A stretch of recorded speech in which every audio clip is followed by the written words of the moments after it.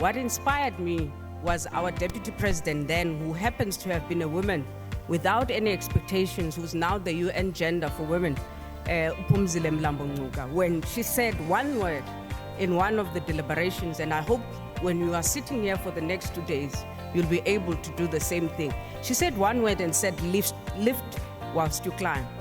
And I must say that lifting whilst you climb doesn't necessarily mean that you are going to lift people in the property sector only. At the time she mentioned this word, I was still active in the sector as a legal practitioner. And one thing that I told myself is that I'm going to be participating in terms of institutional frameworks that are going to be developed in the sector so that other women can also grow.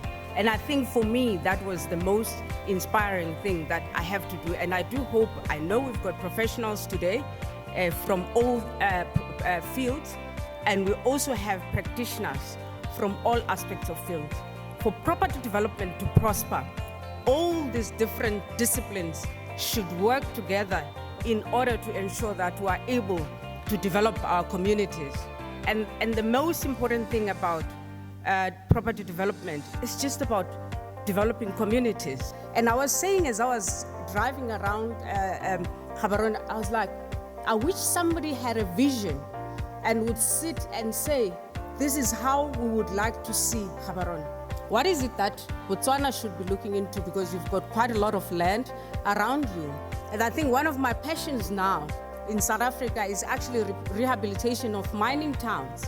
And I think it's one of the things that Botswana should be focusing on, where you're actually starting to ask yourself, after the mining is done, what happens to these towns? And in South Africa currently, I'm engaging the mining companies through what we call Courageous Voices network, where we're looking at saying that what you are doing for those communities is not what they are looking for.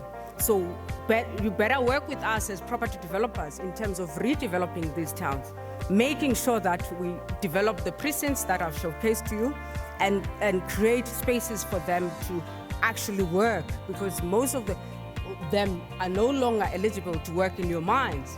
And that is what we need to look into, where Botswana could look into this space and saying that with all the mining opportunities that you've had and the towns that have been affected by that, how do you turn those around and utilize them as opportunities for women in the property sector and work as triple Ps towards achieving that, which is where you get government to actually look at the infrastructure and provide that infrastructure. I think this is a very good opportunity for Botswana in terms of women empowerment and ensuring sustainability in terms of developments and infrastructure for the country as well. And I'm quite excited in terms of having shared some of the insights in terms of how we've developed South Africa, and hope that they will also move forward in terms of developing their own country.